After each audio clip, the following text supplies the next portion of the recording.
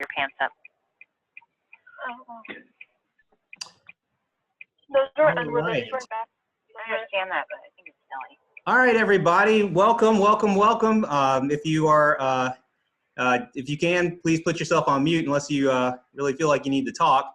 But hi, everybody, welcome to another edition of the Hull and Chandler Leadership Series. This is our December 2020 episode, and we're very happy to have a great guest here with Doug Benson. And we also have another special guest, my boss and our founder of our law firm, Nathan Hull. So there's some quick administrative things just to clear out. First of all, our sponsor of the show is the law firm of Hull and Chandler. Hull and Chandler is a client-centered law firm providing legal services to individuals, families, businesses, and nonprofits in Charlotte, North Carolina, and throughout the Carolinas. Our attorneys handle lawsuits including business disputes, bankruptcy, and personal injury. Our attorneys also advise businesses on startup, sales, contracts, non-competes, intellectual property, and other business-related issues. Our attorneys also help individuals and families with estate planning and asset protection, which is kind of pertinent to today's discussion. And we provide assistance to those entities involved in commercial real estate transactions. And we also have attorneys, including myself, who can provide advice and counsel to the unique legal needs of nonprofits and public charities. We have award-winning attorneys in all these areas of law to help clients find solutions and solve problems. Hull and Chandler is proud to sponsor the Leadership Series. This is a discussion series where I, Rocky Bagnall, your host, interview local and regional leaders in the nonprofit, business, and social sectors to discuss the interplay of law, business, and the social sector within the context of continuously changing times. So I'm your host, Rocky Bagnall. I am an attorney at Hull and Chandler, and my practice area is primarily serving the legal needs of public charities and nonprofits and the social sector as a whole. So let's go ahead and less about me and more about our guests today. First, as I mentioned, our founder, Nathan Hull, is here today, and he will be providing some insight on today's topic. A little bit about Nathan. He is the co-founder and managing partner of our firm, Hull and Chandler. He's the president, and where his practice focuses on advising individuals and mid-sized businesses on all business law and estate matters. He received his BA in political science from DePaul University in Greencastle, Indiana, where he was an academic All-American and team captain of the cross-country team. He subsequently graduated from Wake Forest University School of Law, earning his Juris Doctorate in 1999. Nathan is admitted practice before the North Carolina State Bar and the U.S. District Court for the Western and Middle Districts of North Carolina. His professional affiliations include the Mecklenburg County Bar Association and North Carolina State Bar Association, the American Bar Association, and Charlotte's Financial Planning Association, where he served 7 years on their board of directors. So thank you, Nathan. And our other guest is Doug Benson. So Doug is the Deputy Counsel and Vice President at Foundation for the Carolinas, located here in Charlotte, North Carolina. In his role, he addresses tax, legal, and regulatory issues related to the philanthropic activities of the Foundation for the Carolinas. As a member of the Philanthropic Advancement Team, Doug works with donors and their professional advisors to coordinate the planning, negotiation, and acceptance of traditional and complex gifts, including gifts of closely held business interests, real estate, restricted securities, and other non-cash assets. Doug also coordinates the Foundation's cabinet of professional advisors. Prior to joining the Foundation for the Carolinas, Doug practiced as an estate planning attorney for 12 years with Moore & Van Allen here in Charlotte, and with Sutherland, Asbill, and Brennan LLP in Washington, D.C. Doug holds a BA in economics from the University of Rochester and a JD from Duke University School of Law. He's a member of ABA and the North Carolina Bar Association, as well as the Duke University Estate Planning Council, Queen University Estate Planner, Day Steering Committee, and the Charlotte Estate Planning Council. Doug has presented on a broad range of charitable and estate planning topics, including charitable gifts of closely held business interests, planned giving, and taxes and entities. So I'm pleased as punch to have Doug and his expertise and Nathan and his expertise today on today's leadership series. And so, as you can tell, today's topic is about planned giving. And for those of you who may be new to this idea, you're going to learn a lot about it. Maybe you thought it was only just for the hyper wealthy, and that's not necessarily true either. And I think that today's discussion will help provide clarity about ways that planned giving can help exchange your legacy into this world after you pass, and of course, how these plan gifts help the clients that are very near and dear to me, nonprofits and public charities. And so without further ado, let me just turn this over to Doug and Nathan. Obviously, feel free to chime in when it feels appropriate. So welcome everybody, and Doug, thank you.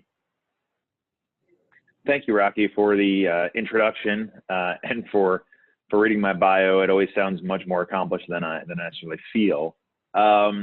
Rocky told you who I am. I'm a Senior Vice President in-house counsel at Foundation for the Carolinas. I've been there about 8.5 years at this point in time, and I always like to give my disclaimer, even though this isn't a hyper-technical presentation, we do not provide tax or legal advice. We also, and the information here is really for informational purposes. We feel pretty good about it, but you've got great friends on this very webinar who are sponsoring it to go for that important tax and legal advice. But we're here to help educate and provide some information. I may or may not go through all the slides today. I'd love for it to be conversational, but I have it here so we can, and I'll send it to Rocky so we can share it with the group later. Although the webinar is also being recorded. A little bit about Foundation for the Carolinas. Don't want to spend a lot of time, but I've got our mission right in front of you. Our mission is to inspire philanthropy and empower individuals to create a better community. We were established in 1958 with a $3,000 gift actually from the United Way. We support a 13-county region in North and South Carolina. So we're called Foundation for the Carolinas, but really our geographic footprint is largely focused on the Charlotte area and the surrounding counties. I will add that we certainly have donors because of the nature of people being transient. We have donors all over the country, but mostly work with local folks. And we consider ourselves a full service center for philanthropy. We work with individuals, work with nonprofits. We also work with corporate donors. We're active in civic leadership, and we're one of over 800 plus community foundations in the U.S. So that's sort of I had no idea how many there were when I joined 8.5 years ago. And for what it's worth, we are in the top 10 in terms of total assets, but also maybe more importantly, we're in the top 10 in terms of annual grant making, the amount of dollars that come out from our funds. So fortunate to be at a large, impactful organization. Here's that footprint I shared with you. And again, we'll send you the slides later, but just so you can get some sense that it's really the Charlotte region we're primarily serving. And then let's talk about our goals for today, along with what Rocky talked about. I think on my side, there's 3 pieces. 1, provide some kind of base level overview on both charitable giving and plan giving. 2, look a little bit at motivations, mechanics, vehicles for plan giving. So get a little bit into the technical. And 3, discuss how Foundation for the Carolinas works with donors and can assist with plan giving.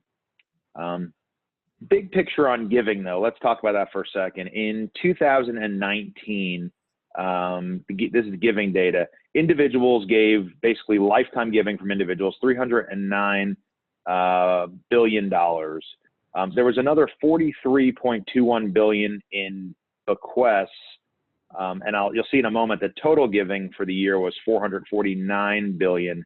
That includes corporate giving as well as giving from foundations as well. Doug, but for a moment, I wanted to both level. Go ahead. When it says bequest, that's like out of a will. Would that be?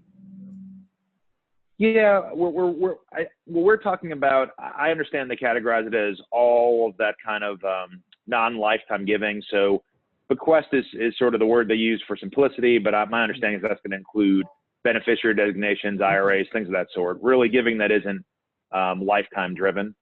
But again, to give you this idea of the scope of the number we're talking about in plan giving, I think that's helpful. It's also important to remember that lifetime giving continues to be the #1 driver, which makes sense.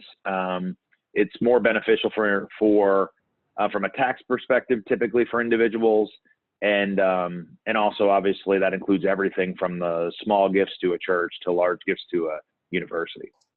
Digging a little deeper into that 2019 data, though.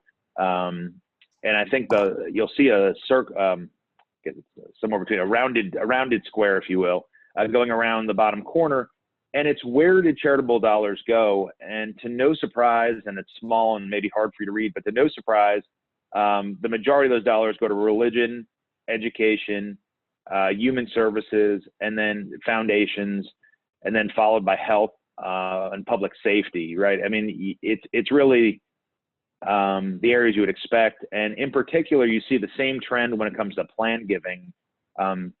Religion and education really drives the day. And when we start talking about the motivations for plan giving, and that may make more sense, but again, trying to just provide some background. So what is plan giving? Plan giving goes by lots of names. You'll hear it as deferred giving, legacy giving, testamentary giving.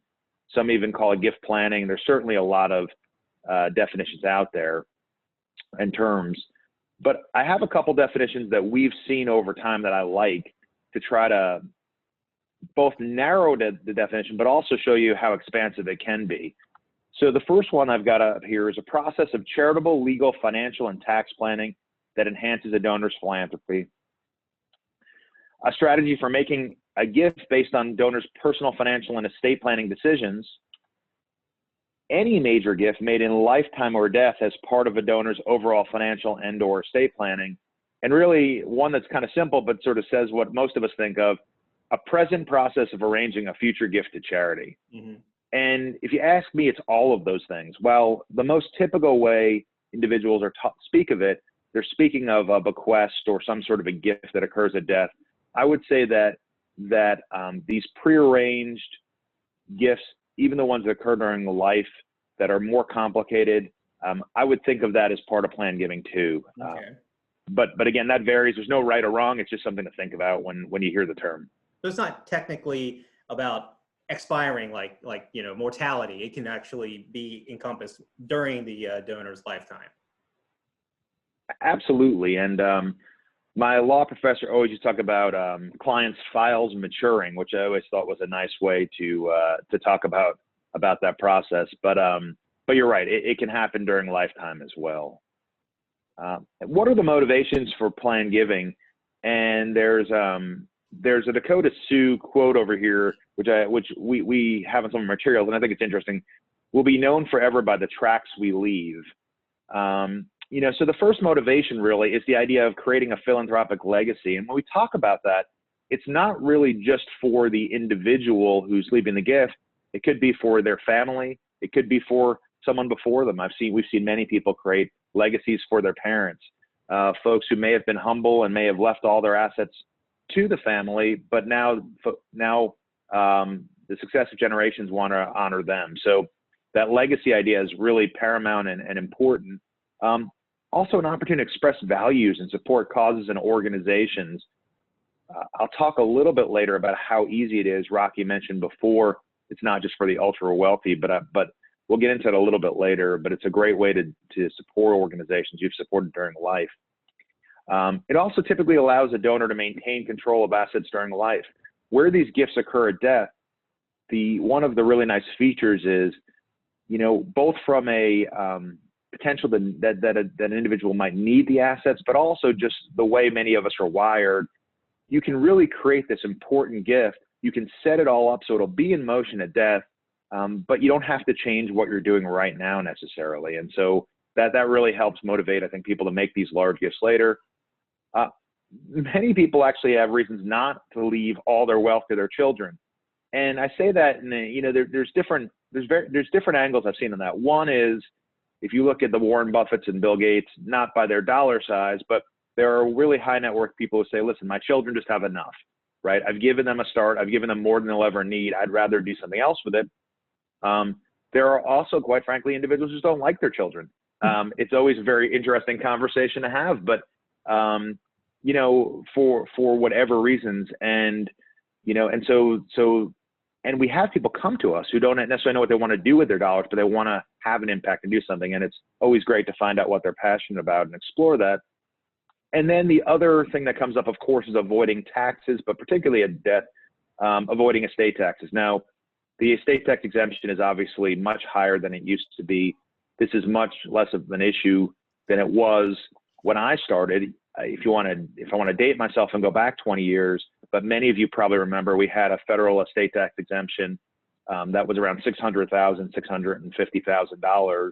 When you start looking at $10 million in comparison, the world certainly changed.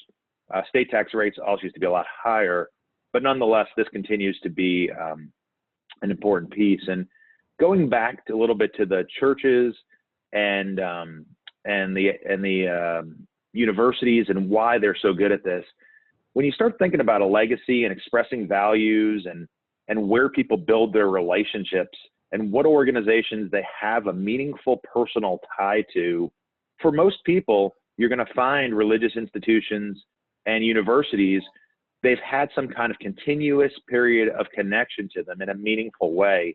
And it's one of the reasons they have so much success. They also do a great job as a whole of asking and having the conversations. But it's interesting when you look back at the first handful of motivations thinking about that. Moving a little bit to sort of the technical side, when a donor wants to get into making a planned gift, there are important considerations, and two of them are selecting the appropriate assets and also selecting the appropriate vehicle. And we're using the word vehicle loosely, as you'll see. But for assets, there's both tax and legal considerations. Some are better suited for planned gifts, and planned gifts can really be funded with just about any asset. Cash and marketable securities are most straightforward. Not trying to get too technical for the group, but based on who's on here, I think we're fine. As most people probably know, when you give when marketable securities are given at death to individuals, they would get a stepped up basis traditionally. And so if the individual sells them at that time, they won't have gain. But they're still popular for planned gifts. In other words, at lifetime, let me take a step back, and I know I've jumped in. At lifetime, marketable securities, if I were to sell them, I'm going to recognize gain. And if I give them to somebody, they're going to take my basis. And if they sell them, they'll gain. If you give them to a charity, they can typically sell them without recognizing that gain. At death, they both have the same opportunity, if you will. The charity still doesn't pay taxes, but the individual has a step up in basis. So for some assets like that, there's not a huge advantage, but you can certainly give those. For other assets, and namely qualified retirement plans, there may be some real benefits, and we'll talk about that in a minute. But really, you can give just about any asset. The one note I'll make on here, definitely don't want to push too hard on these things, but I do want to make sure folks know liquid assets, real property, and closely held business interests can also make good assets for giving both during life and at death. But I would say a lot of charities are not able to or not comfortable to accept those assets. One thing to note is that Foundation for the Carolinas can accept them, and we can do it really on behalf of and facilitate them going to other organizations. So I share that mostly as you work with individuals who are trying to benefit a charity that may not be able to do that, that there may be partners they can work with to get there. Okay, hey, Doug, so can you go back to that one slide here? So I kind of want to open this up a little bit. So I see this one bullet, consider the tax and legal issues, which is and maybe either you or Nathan can kind of jump in. Like for those of us watching this and kind of like going, okay, maybe I would like to give to the charity I was on the board for or something like that. Like right now, as I'm sitting here, I'm obviously still alive, and that's a good thing. What are some of those tax and legal issues that, maybe at least at this stage, one should start thinking about? Like, should I try to accumulate certain type of assets? Should I try to unload certain type of assets if I'm looking to make a charitable gift at some point? What are some of the tax and legal issues that maybe, at least for those of us who are kind of warming up to this idea, that maybe we want to consider now? Yeah, and I'll certainly happy to hear anything Nathan says. I think for me, one of the biggest issues that comes up here is really considering what's your whole plan, right? What do you want to go to charity versus what do you want to go to individuals? And then in light of that, how can you be most tax efficient really with your planning to the individuals, almost more than the planning to the charity? In other words, most of these assets will go to charity especially if it's at death, and you're going to have no income tax and no estate tax. But the question really comes down more to, and I'll mention it briefly later with retirement accounts as a good example, but if I leave my retirement account to an individual, they're going to pay income tax as they take distributions from it. But the charity won't, right? And so as an easy example, if I've got two pots of money, I've got $1 million in securities on one hand, and I have $1 million in a retirement account on the other hand, and I actually want to leave $1 million to my only child and $1 million to my favorite charity, it makes a ton of sense to leave the retirement account to the charity and leave the marketable securities to the individual for tax reasons. that to me is the biggest single one, but I'll stop there and see what Nathan wants to add or has to add.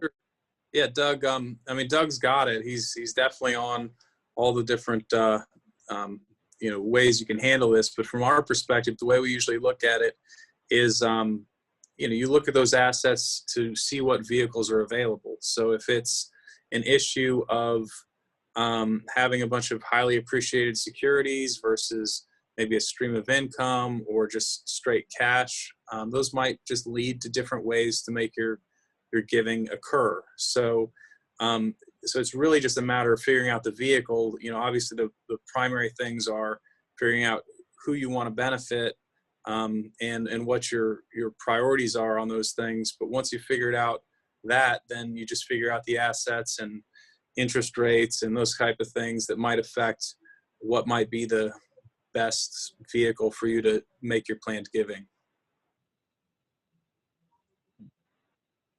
Okay. All right. Well, sorry, that's great. Any other tax or legal issues? I mean, that's some great input that you guys. The other thing I'd say is when you're making your planned gift, you always want to think about the plan that someone like Nathan's put in place, right? So here's another easy example. We've had people who said, well, I'm going to give my life insurance. Mm-hmm. Well, it turns out that the life insurance had been put into a trust, an irrevocable life insurance trust, they call it, to avoid estate tax. And they were treading closely on almost, I don't know if they could have actually done it, but trying to undo some hard work that's been done. So I'd say the other big legal issue is making sure when you get there, if you've got an established plan, that you don't undo the good work that's been done, and also that you properly document it. If it's, if it's in a will, you want to get a codicil done or a new will. You don't want to write it in. Silly things, but there are some legal things even just in getting the plan in place. And sometimes it's another reason why, again, retirement assets often come out to be really good assets. Sometimes they're the easiest asset to use. And we'll get into how you work with them later, but beneficiary designations can be a very simple way to go. If you've got a well-heeled plan, if you've talked to your financial advisor and it makes sense to move to retirement accounts, it's very possible you won't have to do anything to change your estate plan, but yet you can leave a third of your IRA, as an example, to a charity. But that's the only thing I would say. Okay. Looking again a little bit to those vehicles, sort of three big categories: wills and trusts, assets you own where you can use a beneficiary designation, and then some others. For wills and trusts, it's sort of what you'd think. You include language in a will or trust, you name a charity as beneficiary. You could specify a dollar amount, a percentage, residuary of your estate, half the residuary of your estate. Really, it's a little bit of a blank slate, however you want to define that amount. And the important thing, which we mentioned before, or one of the important things, is your estate should get a charitable deduction equal to the value of the gift. So, as an estate planner, that I used to work with would say, particularly for charitable individuals, estate tax has always been an option, right? I mean, you can effectively give enough to charity no matter what the exemption is to pay no estate tax. She was also talking about planning in general, but I would say that it's important to know that any amount you give will not result in estate tax regardless of the exemption. Sort of turning to that second category, though, which I started mentioning before, beneficiary designations. For life insurance policies, retirement accounts, and some bank and brokerage accounts, there's a way to effectively designate who the beneficiaries, and all of us on this call, I'm sure, have. If you have an IRA, if you have a life insurance policy, if you sign up for benefits with your company, they say, are these beneficiaries the correct ones for your life insurance? Well, the same way that you've designated individuals, you can designate a charity. One of the nice things about it is, and I've seen people do this, if there's a charity that's of particular interest to you, you can designate them, let's say, for 10% of your IRA or 10% of your retirement account. Well, if you're young, that account maybe is worth $100,000 now. Let's just say you got started, you've grown it, but you're hoping at death that's worth $2.5 million or whatever amount as you grow it over time. It's a way to include a charity today with a gift that, as your assets grow, can grow with it. So just something that's another thing that I know younger folks will think about sometimes. Life insurance policies, similar in terms of the beneficiary designation, how you do it. interesting to note that you can also transfer a life insurance policy to a charity during life. We don't see it that often. There's some considerations related to the tax deduction there. It may not be as beneficial as individuals think it is, because it's the lesser of the value of the policy or your basis. All that is to say is if you're considering it or you're working with someone considering it, make sure they've spoken to someone who's familiar with that issue. But again, if you designate those proceeds, you're going to get the estate tax section. So once again, the asset will be out of your estate. Retirement accounts, we've talked about a bunch. The key point I want to make here is individuals typically pay tax when they withdraw funds. If individuals inherit your retirement account, they're going to pay tax. The exception, or the primary exception, is Roth IRAs, Roth 401ks. Charities don't. So that example before, if you leave that $1 million IRA to your kids, as they take those payments, whatever amount comes out, whatever growth, they're going to pay income tax, but the charity would not. So if you're picking between assets, this has always been an attractive asset for charities. It's become an increasingly good option in light of the Secure Act. I'm going to talk about the Secure Act in a couple moments. I'm going to make a minor shift here from plan giving to lifetime giving. We're in the middle of a conversation on retirement planning, and I feel like I need to put this piece in. So there is a lifetime planning option with IRAs, referred to as a qualified charitable distribution. Sometimes people call it an IRA charitable rollover, sort of. And the reason I mention it, it relates directly to this planning. So what it really means is for certain individuals, they can take a tax-free distribution or make a tax-free distribution directly from their IRA to charity. Individual has to be 70 and a half years old or older. And then normally that distribution to the individual would count as income, and they could theoretically give it to charity. In this case, when it goes right to the charity and qualifies, it doesn't even count as income. There's no additional deduction, but it basically allows them to take distributions and not have a count toward their income. They up to $100,000 per individual IRA owner. So if both spouses own an IRA, it could really be $200,000 a year. It can be used to satisfy required minimum distributions, which are amounts you're required to take at a certain age, now 72 under the Secure Act. And it can be made to any qualified charities. Now, certain charities, private foundations, donor-advised funds, supporting organizations don't qualify, but most of the charities you typically give to do. And the really good planning opportunity here, and I want to note this, is a little bit beyond the scope of this, but I want to just mention it briefly, is that there are itemizers and non-itemizers. Again, if we've ever looked at our own taxes, we know that some people can deduct charitable gifts and other people get a standard deduction and don't get to deduct the additional amounts they give. Well, if you're a non-itemizer, if you're taking that $24,000 some odd standard deduction available for married individuals at this point, so that normally if you give $500 or $1,000 to charity, you're not taking a deduction, you're not getting a charitable deduction. The IRA qualified charitable distribution could allow those individuals to really effectively get the same impact of the deduction. The other reason why it's important planning, though, and why I mention it is because retirement accounts are not great assets to leave to individuals, and we talked about that before. Well, we would love for you to leave them to charity, and I think that's important. By making qualified charitable distributions, you can reduce the amount in your IRA or over time. This is IRA specific, not all retirement accounts. And by doing so, you have this asset which is less desirable to leave the family, and you could decrease that while doing charitable things. So it's more of a planning conversation than a plan giving one, but it does indirectly relate, and I wanted to mention it. But turning back to that Secure Act I mentioned, and I don't know who the folks in Congress who get paid to make up the names of these acts are, but we've probably seen Secure Act before, but I don't know if all of you have seen it. Setting Every Community Up for Retirement Enhancement Act. So they work really hard to come up with these names. But under the prior law, beneficiaries of an inherited IRA or really inherited retirement accounts could take out their distributions over their life expectancy. So if somebody died with a retirement account and you were 30 and received it, you could look at your life expectancy, which is probably about 40 some odd years, and you could take those distributions over those years. the nice part about that is you could really spread out that income, and you could, you could spread out distributions and therefore create more opportunity for growth. Well, Secure Act says that most individuals who aren't spouses have to take all the funds out in 10 years.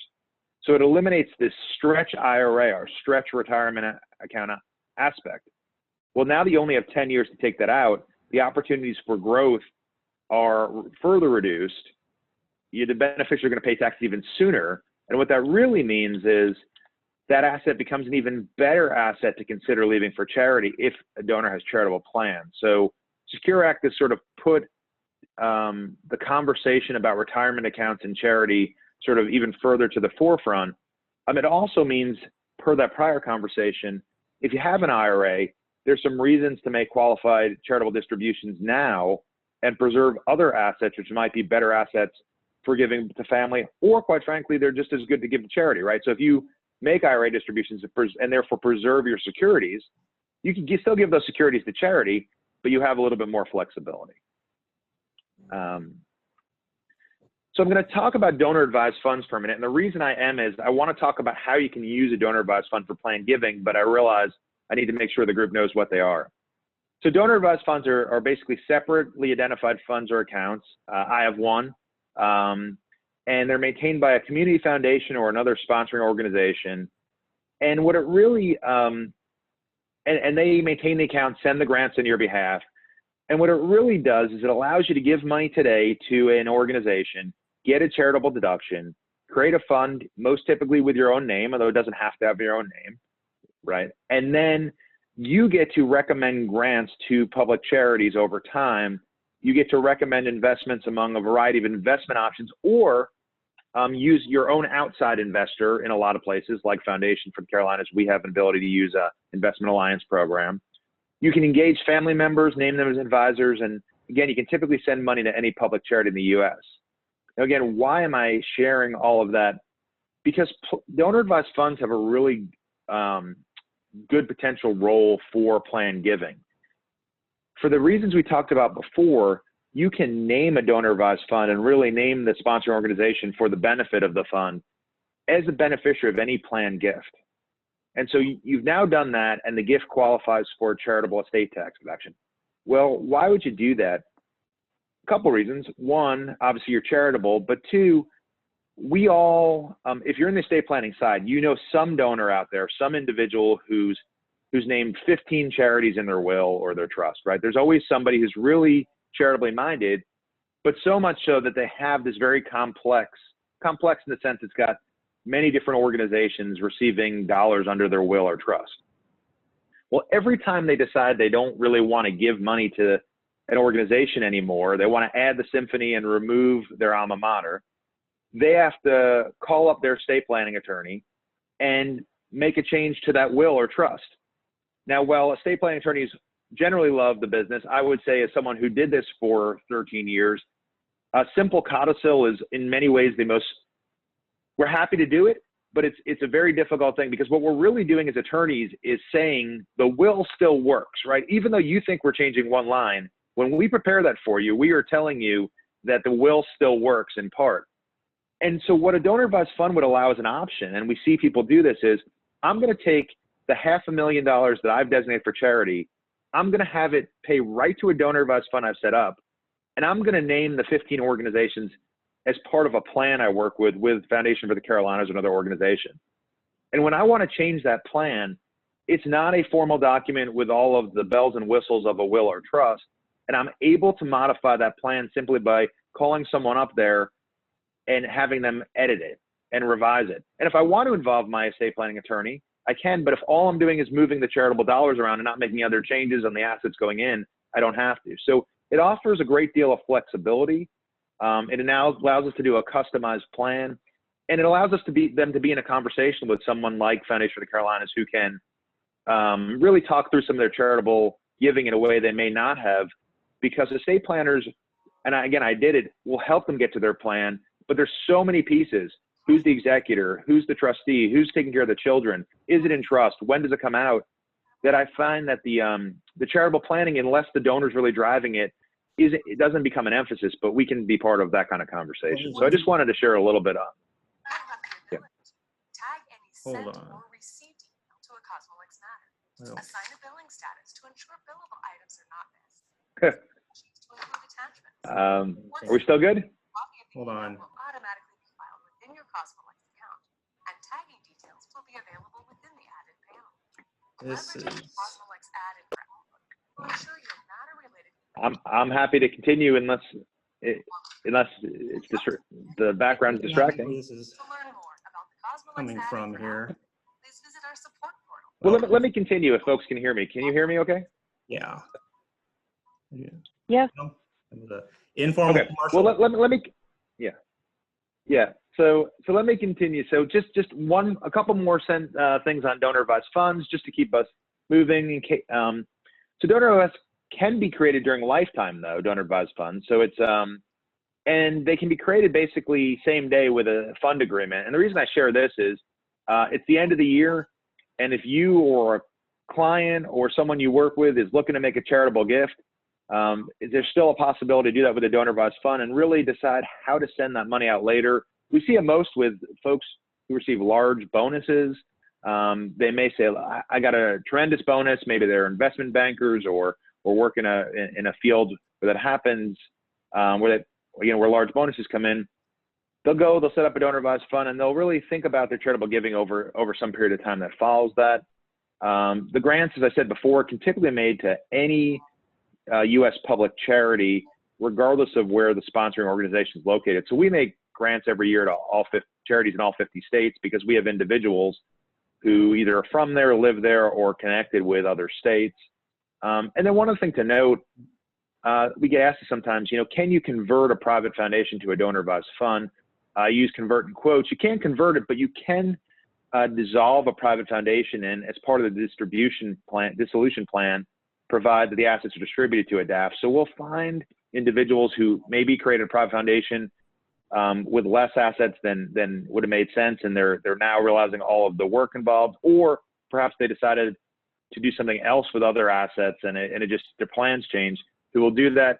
One note is the process is relatively straightforward, but some states require notice to the Attorney General's office. North Carolina and South Carolina are both in that list. So Doug, so maybe a question that I see sometimes, if many people want to start a private foundation. I think a lot of times when I'm working with clients, they think what I'm working as a public charity, they want to call it a foundation and such. And so I think one of the things that's kind of a discussion that's out there in the social sector is sort of this private foundation versus donor advised fund. What would be some of the advantages of going with it if you haven't already created a private foundation, right? In that discussion, you said dissolving it and converting it. What would be some of the pros to a potential, someone, a very, very wealthy philanthropic person who, is trying to consider forming their own private foundation or going with a donor advised fund? What would be some of the more benefits of going with a donor advised fund? Sure, and we could always spend time on that. I'm happy to discuss with anyone who wants to after. But on a high level, I think the first question is, what are your plans? And when I say plans, both in terms of funding the donor advised fund and what are you going to do with it? And so funding, I would say if you're below $1 million, I wouldn't even think about a private foundation or even at $1 million. Think of it this way: $1 million, 5% of $1 million is $50,000. And that means that if you want that private foundation to exist, in perpetuity, you've got about $50,000 for all of your costs and all of your grant making. That includes record keeping, filings, and otherwise. And you're going to find a lot more efficiency in terms of the cost of working with a donor advised fund where you're not doing all of that back office and all of that filing. Mm-hmm. I would also say it depends what you're trying to do. If your primary goal is to be a grant making private foundation, a donor advised fund can often accomplish that. Right, that's what we're good at doing. If the goal is to run programs, if the goal is to employ family members or other individuals, yeah, that's true. Or if that's one of the important goals, it may not be as good a fit. But the reality is, with a donor advised fund, whether it's someone like Foundation for the Calendars or otherwise, you're going to pay an administrative fee. You're going to have investment options. And all you're going to have to do from that point forward is decide where you want to send the money. And you can do that by yourself, with your family, You can do it in a way that involves family in a very deliberate way. We have some large donor advised funds, some which are, we've been very public about because the donor's okay with that have $40 million plus, where we basically do back office to make it feel like a private foundation. Mm-hmm. But again, it avoids all of the filings and bookkeeping and pieces like that. So, if grant making is your goal and you don't want to be bothered by the rest of it, and also, again, at certain scales, the cost is likely to be substantially more, to run a private foundation. That's really where the benefits are. But I've got a nice one pager I can also send you, so folks can see that separately. But and that said, there's some great places for private foundations. Obviously, I would never suggest that Bill Gates doesn't have the right vehicle. But when you look at like Mark Zuckerberg, he started with a donor advised fund. He put about $1.5 billion in at Silicon Valley. He then moved to a unique LLC vehicle, which is very different than all of them. So it really depends what people are doing. And a lot of times, and I guess that's the point I'm going to make, for the ultra high net worth, they can be side by side. We have a lot of individuals who have private foundations and also donor advised funds, Mm-hmm. Because different assets have different tax consequences. Donor advised funds, as an example, have a 5% payout. Yeah. Well, if you put real estate in there, how does that start playing in? So it's certainly a larger and more complicated conversation, but I'd say if grant making is your main goal and the size is going to be particularly large, a donor advised fund is almost always a good option to at least what I call test drive. And last comment I'll make on that, by test drive, I'm simply saying during the lifetime, if you go to any donor advised fund provider, there's going to be a minimum amount, $5,000 or $10,000 you can put in. If you put that in, you can test drive, and if you don't like it, basically between your 1 year of fees, right, which will usually be $500 or less and tax deductible, and whatever grants you send out, you can close that fund, right after you give it a test drive. That's going to be a lot less money. 90+% of that, 95+% that's going to go to charity. When I say charity, I mean your true designated third-party charities beyond the foundation. The rest will go to the Foundation for the Carolinas, or an organization like us, who's doing charitable work and supporting it. And it'll be a lot less than you'd spend to create a private foundation that you end up unwinding. So the test driving concept is definitely something to consider as well. I'm going to go pretty quickly through the next couple slides because I want to talk a little about what the foundation does, and I recognize our timing. Plan giving, a couple other vehicles are out there. One is charitable remainder trust. Shortest version of a charitable remainder trust is it's an irrevocable trust that meets certain requirements as provided in the code. Basically, you're going to get annual or more frequent payments to either the donor who sets it up or other beneficiaries. It's either going to be for some life of an individual or individuals, or a term of years that can't exceed 20 years. And then the remainder is going to go to charity. So the charitable remainder trust, basically annuity or unit trust payments to individuals, remainder to charity. And why would you do that? Well, you get a tax deduction for the value of the remainder interest at the time you set it up, which is great. But the other reason you would do it is, in addition to that tax deduction, the charitable remainder trust itself is tax exempt. So while distributions from that trust will ultimately carry income, it does defer tax until payments come out to the income beneficiaries. So for individuals with highly appreciated securities, right, they might set up a CRT to get a tax deduction today, know that charity will ultimately benefit, and at the same time allow the trustee to sell those assets. Again, the trust pays no tax, and that tax won't be realized till the payments come out to beneficiaries over the course of the trust. So it's a neat vehicle. The one downside to CRTs right now is they work really well in high interest rate environments. There's a interest rate set by the IRS each month, a 75/20 rate, and we are in historically low interest rate environment. But there's still good vehicles from time to time for that. And when rates do go up, they'll improve. And you can also use them at death as well.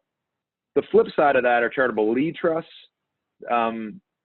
In a charitable lead trust, the charity receives money for an annuity or unit trust payment for a term of years, or the life of individuals. And then after the trust term expires, money either reverts to the donor, or at death passes to other beneficiaries. The benefit to a charitable lead trust is you can make a significant charitable gift, but also the donor can leverage their gift, estate, and generation skipping transfer tax exemptions to transfer substantial wealth to individuals. I mean, for your really super high net worth donors, this is a great vehicle this time. You can look at the numbers, but you could have no estate tax exemption left, literally none, and still set up a trust that's projected to pass significant money to individuals by zeroing out, by basically making the charity's interest valued at the same amount, valued to be the entire amount, but based on how low the rates are, still likely have money passing to individuals. So it's really more of an estate planning vehicle, but I mentioned it because both of them, obviously, Charitable Remainder Trust and Charitable Lead Trust have charity involved, so they are plan giving vehicles. Talking just a little bit about FFTC, we partner with individuals, families, and nonprofits. We said that, and we have a bit of a unique role. Our role really, if you tell me the most important thing we're doing with plan gifts, we are honoring a donor's legacy. We are figuring out what you want to do. We are figuring out how to create that. We're helping you look at impact in the community, and then we are helping make sure that that intent is honored, throughout time. And one thing we said before, and I want to touch on it for a moment here, is we said that plan giving isn't just for the ultra rich. And let me give you an easy example that's true. Let's say you are somebody who's very passionate about an organization. I'm gonna pick somebody who I really like, crisis assistance. And let's say every year during your life, you give $2,000 to crisis assistance, and that's important to you. And at death, you think, I want to do something to honor crisis assistance, but I've got good assets, but I'm not super rich. What can I do? Well, here's an easy example of something you could do.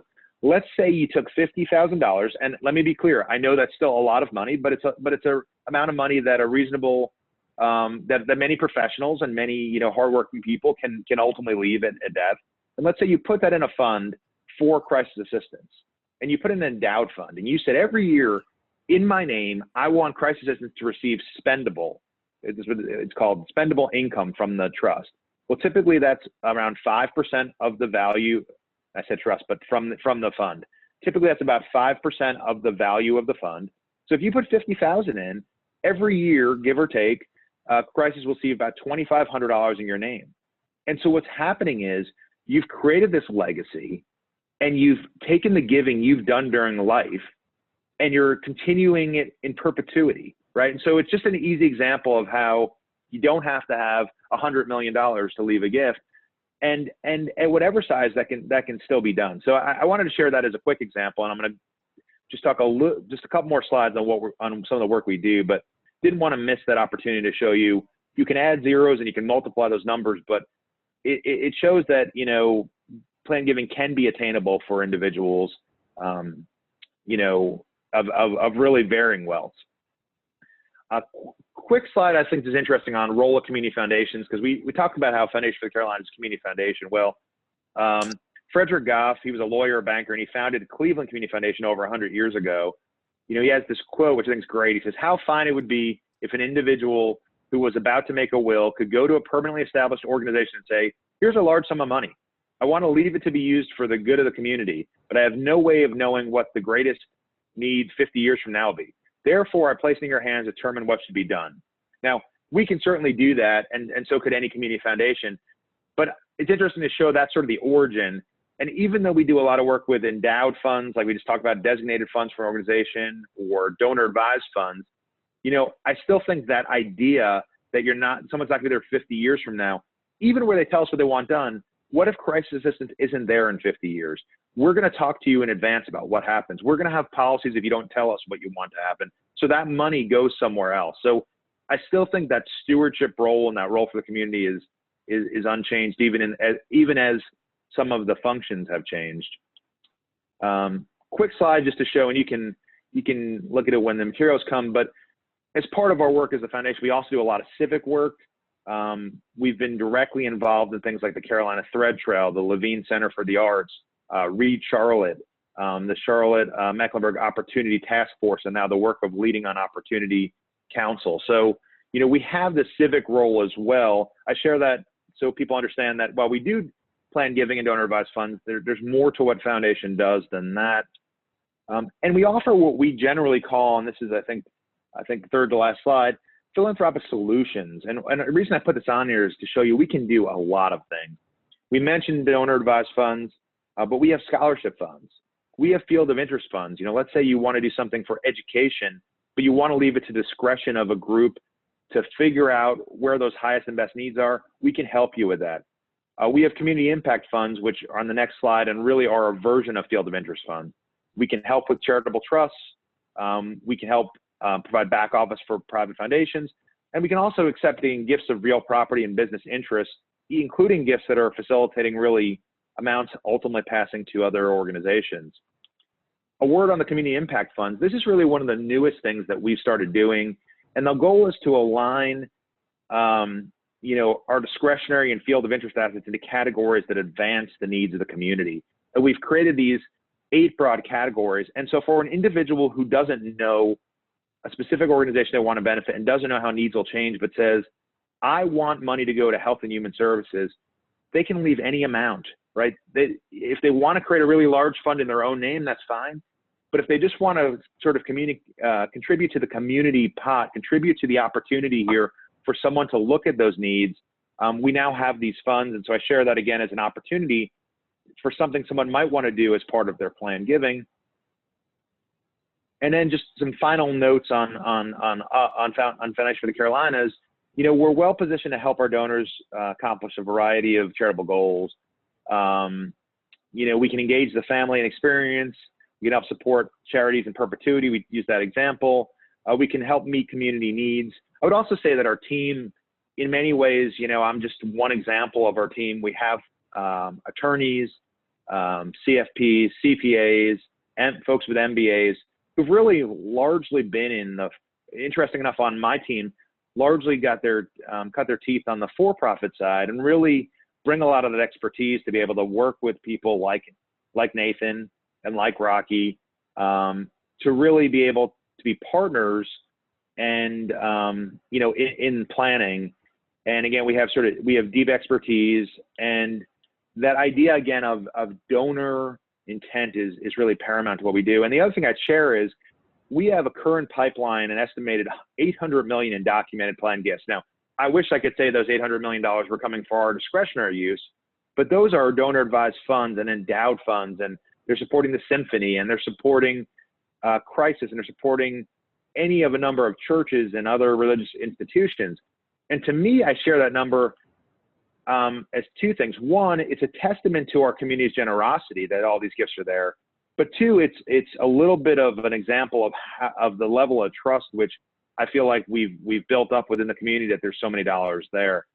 I know I took most of our time, but I'm happy to either answer questions now, answer questions later. I've included my contact information, and I know it was a little lectury and not as much conversational. I hope it was still helpful, and I'll stop for a moment and see what folks want to talk about. No, thank you, Doug. Thank you for all that information. And I think this is an opportunity now for those in the audience, particularly, you know, there's a lot of folks who work with folks trying to plan out their estates, plan out their finances.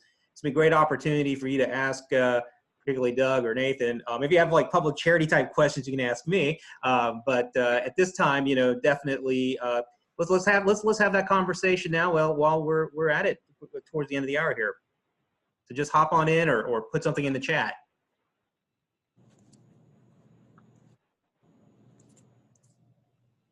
There's got to be some questions. I know people have got questions here.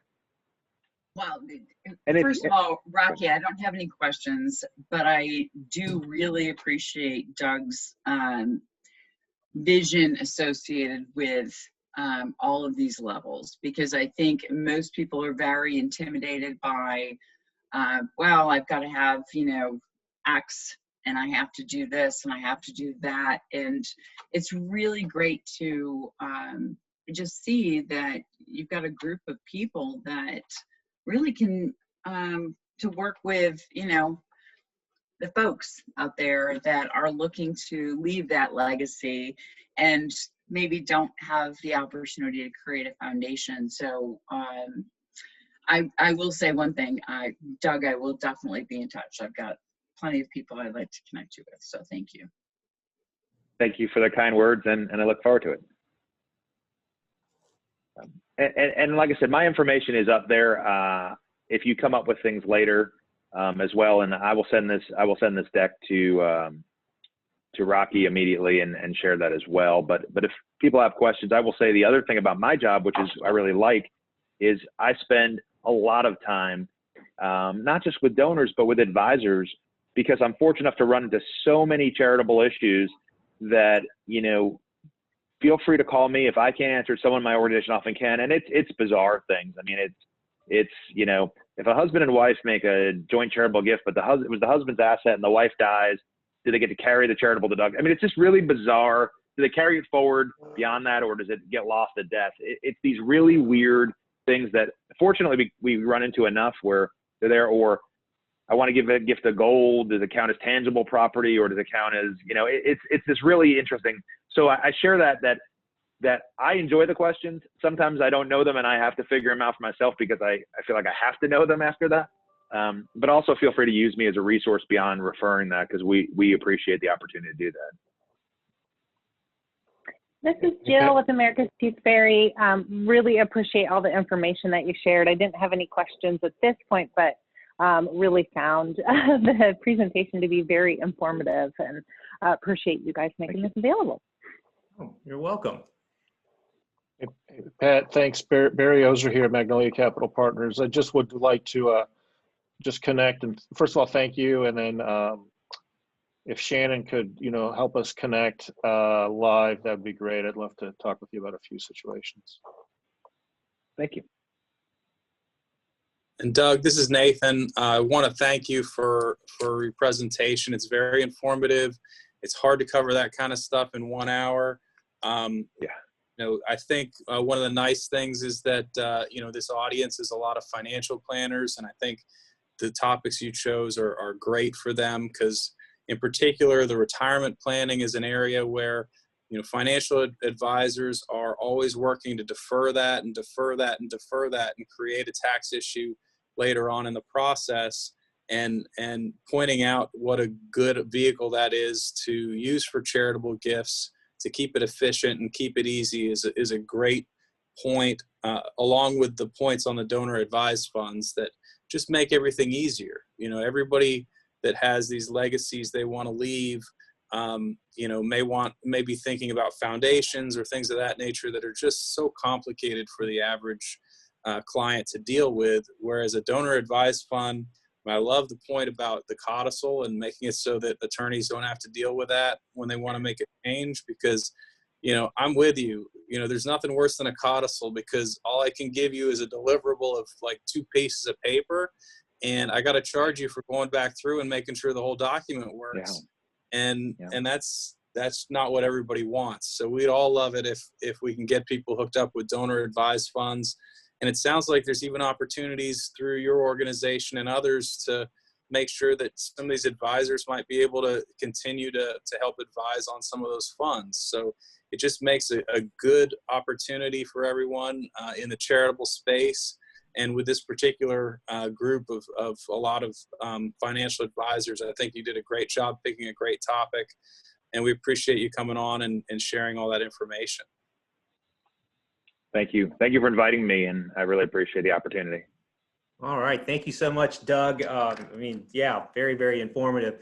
One last shout out for any questions. Going once, going twice.